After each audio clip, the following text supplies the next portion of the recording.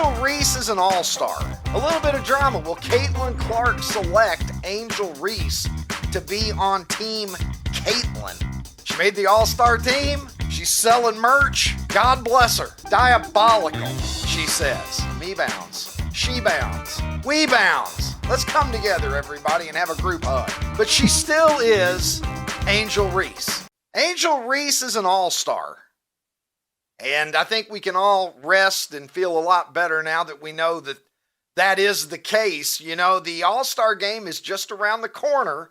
And this year, it is Caitlin Clark and Napheesa Collier of the Minnesota Lynx, the top two vote getters, who are the captains of their respective WNBA All-Star squads. And tomorrow, they will be picking their team. So, a little bit of drama. Will Caitlin Clark select Angel Reese to be on Team Caitlin?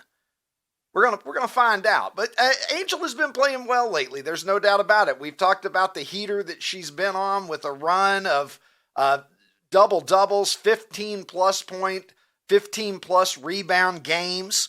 And Angel is popular, if not with the OutKick audience. She seems to be popular with her Chicago Sky teammates. And here is Angel breaking the good news to her team.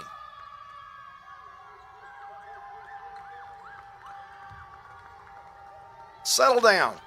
Settle down, will you? Good Lord. Do you think that that's the reaction that happens in the NBA or MLB? Look, Angel tweeting that individual awards are team awards. She wouldn't be able to do it without them. That's a nice message. I'm not going to throw shade at her for that. It's a nice message. But another message that Angel has for you is buy a fucking t-shirt, will you? Because she's using the All-Star nod to practice American commerce. And guess what? I'm not going to knock her for that either. Because I'm not a hater. I'm not going to professionally hate on Angel Reese. She made the All-Star team. She's selling merch. God bless her. At least we're talking about basketball and things related to it. And look, I still think taking me bounds and turning it around into something that she can use to make money, I actually think it's kind of brilliant. I'm not going to knock her for it. She has taken a lot of criticism and she's taken it in, you know, in her own direction. But yeah, me bounds, she bounds, we bounds. Let's come together, everybody, and have a group hug. No? Maybe not. I don't know. Now, look, she is Angel Reese, however.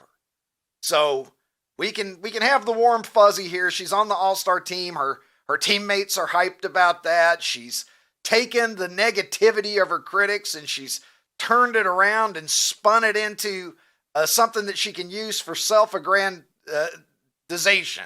Is that a word? Okay. But she still is Angel Reese. So she's got to complain about something. And take a look at this. Joining the chorus of WNBA players this season who have been criticizing officiating. Diabolical, she says. And look at that arm around her waist. Leave room for Jesus, as they used to say to us back in junior high and high school. There it is. You can see the referee. Yeah, he's got his eyes on that. Seems like he could have blown a whistle. There's the helpful John Madden, Mike Fratello telestrator move that somebody made. Taking you right in this. Angel was pissed after the game. Let's take a listen.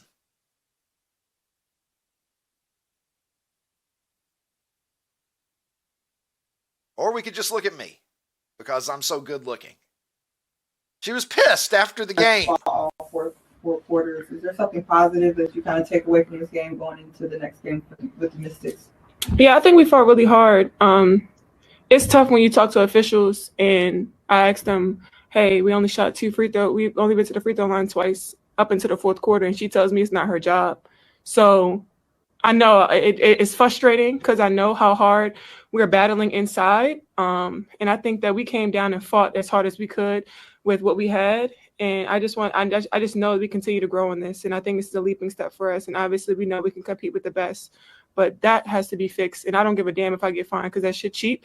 And I am tired of the shit because I've been nice and I've been humble with it, but I am tired of the shit. Well, if this has been nice and humble up until now, look out. If that's what we've gotten. Hey, look, I mean, it's not the officials' job to balance it out.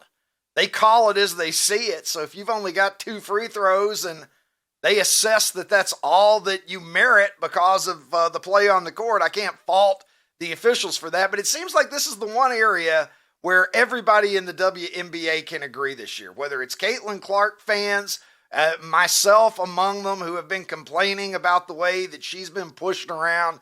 Obviously, that coming to a head with Sophie Cunningham coming to her defense earlier this year. We've had Kelsey Plum out there talking about how she's had it, that she's getting accosted every night, and she's not going to put up with it. Now Angel Reese is joining in this. So a lot of whining about officiating. The Sky losing to the Lynx last night. Angel with 16 points and 17 me-bounds. She-bounds. Rebound. Whatever. She cleaned the glass 17 times, and no, I don't have the number for you of how many of them were her own misses. I don't think that has been quite as much of a problem recently for her. She's playing well lately, so good for you, Angel.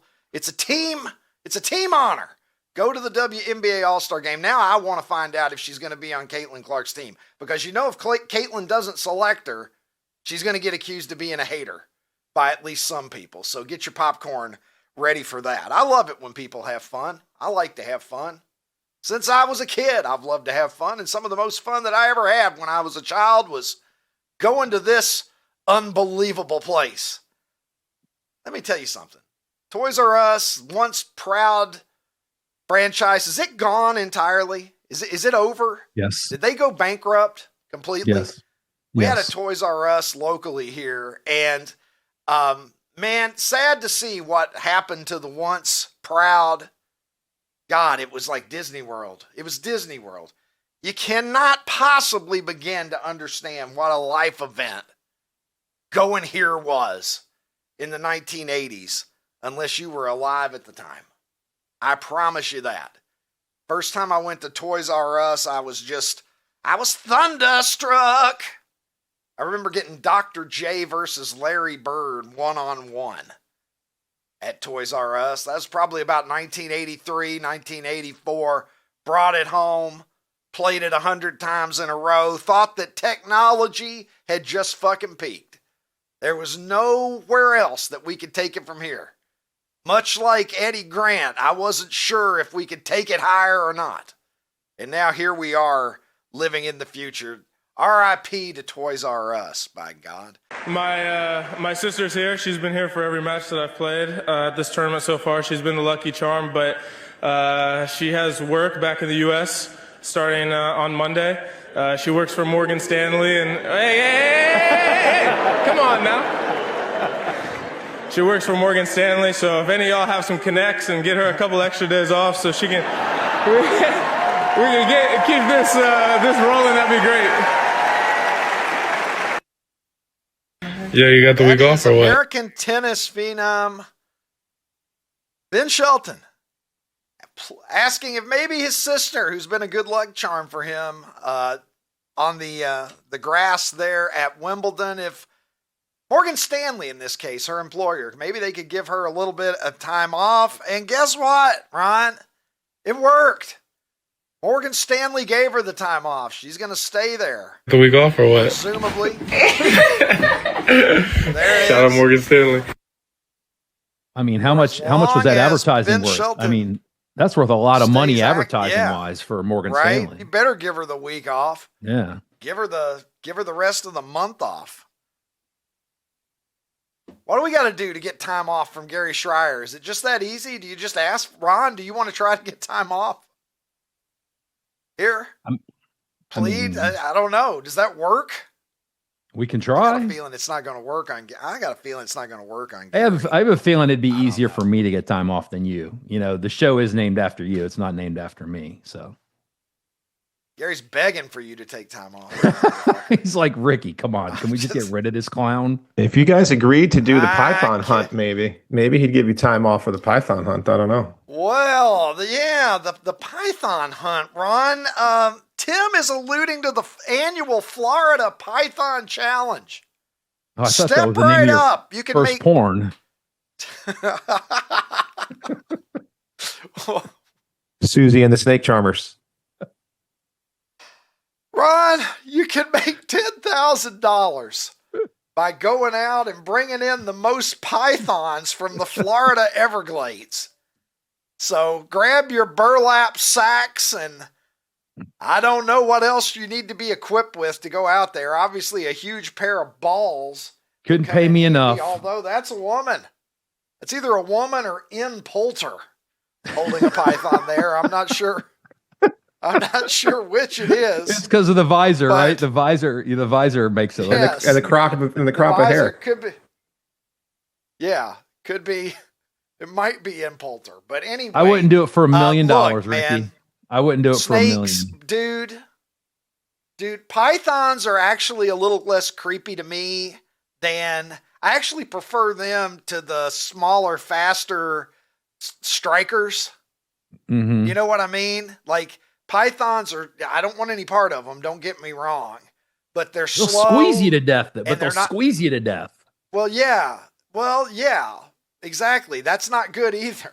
But pythons don't just like all snakes give me the heebie-jeebies, but pythons give it to me slightly less than like say a rattlesnake would, which just immediate, like a rattlesnake, I just, my anxiety goes to 11. Just fucking thinking about it. My great pleasure now to welcome my guest today. He is a 3-time Major League All-Star, World Series champion, and a pennant-winning manager as well. Really one of the more iconic players of my youth, in my opinion. I speak, of course, of Scrap Iron, Phil Garner. Phil, how are you this morning? I'm doing well, thank you. Well, Phil, let's start with the sad news that we got recently. Your old teammate in Pittsburgh, Dave Parker, who we had the great news last year that Dave was Cooperstown bound, and obviously Dave had been suffering from some health issues for quite some time, and sadly we lost him recently. What were your thoughts when you got the news that Dave had passed? Well, the players from my era were all getting to that age where not too many good things happen once you pass 75, 80 years old. So you don't want to see anybody in any pain. Nonetheless, still saddened by the news, coupled by the fact that David had a little bit of a long haul to try to get into the Hall of Fame. He was finally elected to Hall of Fame, and here 1 month before his induction, he passes. So I'm sure the family, Kelly, his wife, and everybody's saddened by the news. But I also think that having gone through this with my mom and dad, you don't want to see anybody suffer. So while we're sad, we think that they're in a better place now. So Dave's gone on to play in that big baseball stadium in the sky, and I'm happy for him. He was a true friend. I love the guy. We had a terrific time for 5 years playing together, and I'll cherish all those moments. Yeah, nobody needs to be trying to take the extra base in heaven right now. I can guarantee you that for sure. Yeah. And we'll have a nice chance to celebrate his memory in Cooperstown later this month with his well-deserved Hall of Fame induction. Phil, I want to talk about your career. You were one of my favorite players going way back. I was 8 years old in 1979. That was the second World Series that I remember watching. And so, the players that you're a fan of when you're that age are always a little bit larger than life. But a lot of people may not remember that you came up as an Oakland A, and you made your first All-Star team as an athletic. And I wanted to ask you, I really want to ask you about that 1976 team, because that team has had more stolen bases than any team in baseball in the last 100 years. and the second most stolen bases in a season for any team all time. In fact, y'all had 8 guys with 20 or more stolen bases. You had 35 yourself. And I know Chuck Tanner was your manager in Oakland before he was your manager in Pittsburgh. Can you take me back to your time in Oakland, and especially that 76 season where you guys were running like crazy under Chuck Tanner? Well, yes, we did. And when spring training started, Chuck Tanner came up to me and said, "You're going to steal bases. You're going to steal bases in spring training, and then you're going to carry right into the regular season. So you better get used to it. You better get out there and get some learning going. Learn how to steal the bases here in spring training." So that's what he did. He had come to the conclusion that most of the people in the American League were not being really diligent about holding runners on base. So Chuck saw an opportunity there, and he said, we're going to run it well. Well, as it turned out, it was pretty good philosophy, and it turned out well. I don't think I had stolen more than 10 bases in the minor leagues, something like that. But he said, be bold, get out there and steal bases. And so as it turned out, his whole philosophy on it was the right philosophy, because if you're going to be a good base stealer, what I learned is you have to be bold. You can't be worried about being picked off or thrown out. So I carried that forward in my career when I went on and became a coach and a manager. I taught the same philosophy, but that's what Tanner had us all doing. He had Sal Bando, who many people didn't believe was going to be a base stealer because he was built kind of blocky, but Sal had a tremendous quick first 2 or 3 steps, so he could steal bases. And he even had Joe Rudy. Gene Tennis stole some bases in there. So it was a lot of guys stealing. Might not have been Gene Tennis. He might have gone on to free agency by 76. But there were some guys in there that were stealing bases that nobody had ever heard of stealing bases, and I was included in that.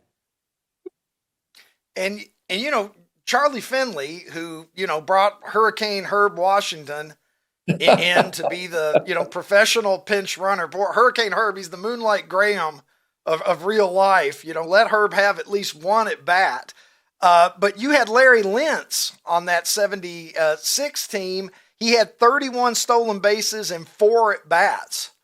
So that's how strong the commitment to running was there. Now, obviously, you end up going on to Pittsburgh, and I think, and you had a good run in Houston as well, but you're most remembered, I think, as a Pirate because of the World Series championship, made a couple of all-star teams. They really had the prime of your career, really, in Pittsburgh. I want to ask you about Willie Stargell. This is one here that I've actually asked a lot of guys who were there this question, and I want to get your perspective. And this question may just be for you and me and 6 people that are interested in this. But May the 20th, 1978, at Olympic Stadium, Wayne Twitchell on the mound, and Willie Stargell hits the longest home run in the history of Olympic Stadium.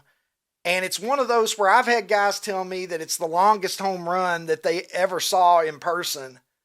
Period. Do you have a memory of the Stargell bomb that he hit at Olympic Stadium?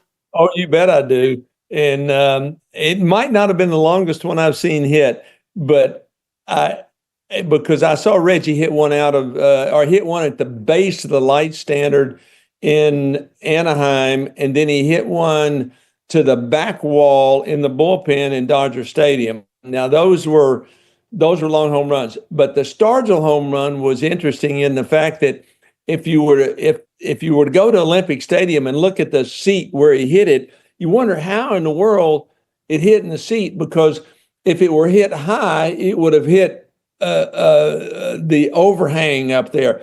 But it hit like it was on an up trajectory. That's what made it so astounding. And I was either on deck or next on deck when he hit it. And when he hit it, you could feel the percussion of the ball. I mean, it boom, and you felt the ball go out of the ballpark. So yes, I remember it distinctly. And poor old Wayne Twitchell is just standing there. When you see home runs like that, your first deal is, oh, darn, I gave up a home run. Then your next thought is, I think from a pitcher is, this one will go down in history. People will remember it for a long time. And clearly that was. Now, I saw Willie Stargell hit another home run in the old St. Louis Stadium. And if you remember, it was a circular stadium, Busch Stadium was. And on the very top row, not down the line, it would have been a little bit different. It had been down the line. But one section over, there was a fan walkway that was an exit. And Stargell hit one off of Darryl Nose, which was the little left-hander. And what made that one so remarkable is that Darryl Nose had come into the game in probably the 7th inning to face Stargell, and he punched him out on a changeup, just down off of the plate. Stargell calmly comes in, puts his hat back in, and says, "I'll get him later." Well, sure enough, in the 9th inning, here it comes up with Stargell again. Darryl Nose is going to try to sneak that little soft sinker back on Stargell, and Stargell hit it up through that exit in the old Busch Stadium. Now, I don't know which one was longer, but both of them were some of the longest home runs I've ever seen. And Stargell had a penchant for doing that. He could hit long home runs. Well, Phil, tell me about going to Pittsburgh and when you knew that you guys had something special there with that team, because, it's one of those teams where I won't bore everybody with it, but, I could just run through the lineup, run through the rotation. It's just a very memorable cast of characters. And you guys obviously had an incredible ball club. When did you know that in Pittsburgh, you guys had something where you might be able to make a run? Well, people would not remember, but I had been with the Oakland A's. Now, that was a special ball club because they fought against each other. Some enterprising writer had figured out that we had, over a period of 4 or 5 years, we had 19 fights with the Oakland A's. And Billy North was involved in 18 of the 19, and that's among our own players. That's not against the other team. That was infighting, and they were in the middle of winning 3 world championships during that period. So I was accustomed to a little bit of chaos. And when I got to Pittsburgh, the first guy that I'd flown all night long. I got traded in spring training. Charles Finley told me he wanted me on the next flight out of Phoenix, Arizona. And so I did, and it was an all-nighter. And when I get there the next day, Chuck Tanner, who was the manager, has got me in the lineup. So I walk into the ballpark, and the first guy I see is Dave Parker. And the next guy I see, Dave Parker, obviously 6'5", almost 6'5", and in those days was weighing about 240 pounds. Then I see Jim Bibby, who's 6'6" and weighs about 270 pounds. Then John Candelaria, 6'7" and weighs 260 pounds. Those are the first guys that I see when I walk in. I say, gee whiz, anybody my size on this team? And then Parker starts ragging on me, calls me, wait a minute, we traded 6 brothers for one little old bitty gray boy. And that's what started it.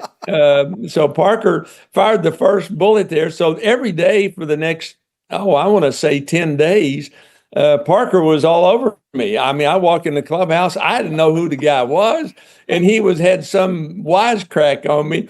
I have to admit, almost all of them are funny, even though I eventually got tired of it. And that's what started the whole thing, the banter between Dave Parker and I when I fired back at him. And I can't repeat it today because all of the do-gooders on the thought police that are all around would say, "Oh, that's a racist statement." Well, it might have been racist, but we did it. What he was doing to me was racist. What I was doing to him was racist. So, we did it, and it ended up being a terms of endearment. And I think, I certainly learned to gain a lot of respect for Dave Parker because he played like a true champion. He played hard every day. And I think Dave respected me because I did the same. Now, I couldn't get the same results that Dave Parker got, but I played just as hard. But I think in spring training, when you take a look, we had guys, Bruce Keeson, who has since left us, was a solid pitcher. We had Bert Blyleven. We had John Candelaria, who was on top of his game and who no left-hander in the league ever woke up and said, I'd like to face John Candelaria. They were scared to death of him because he was big and tall and kind of threw. It was almost looked like he was throwing from first base if you were a left-hander. So he was, I even saw right-handers get buckled by his breaking ball. So Candelaria was on top of his games. And then, they had been called the Lumber and Lightning Company before I got there, and before Chuck Tanner had gotten there, and Chuck even pushed it more. He carried that running game from Oakland over to Pittsburgh, and we did. Even though we had guys that could hit home runs, Chuck was also wanted to make the defense uncomfortable and put pressure on them. And that's exactly what we did. So everybody dubbed us Lumber and Lightning Company, and that's what we were. So I thought we had a good team, but we didn't gel in 77, and we didn't gel in 78. In 79, it didn't look like we were going to be, but we all knew we had a good team, but it didn't look like we were going anywhere. And then all of a sudden, right before the All-Star break, we started getting hot. And then we whipped off something like 21 wins out of 24 ball games. And bingo, we're right in the middle of things. And we just stayed hot for the rest of the year. And so in that first part of that 1979 season, we knew we had a good team. But our nemesis prior to that was Philadelphia. They kept beating us down, and Cincinnati. And so we had to get past those guys. Those were mighty good baseball teams in those days. And then when we finally got to 79, we did. We got past Philadelphia. We got past Cincinnati. And we faced Cincinnati in the playoffs and got past them. So we were good. We were solid all the way up. Our pitching was good. Our bullpen was good. We had Kent Tekulve.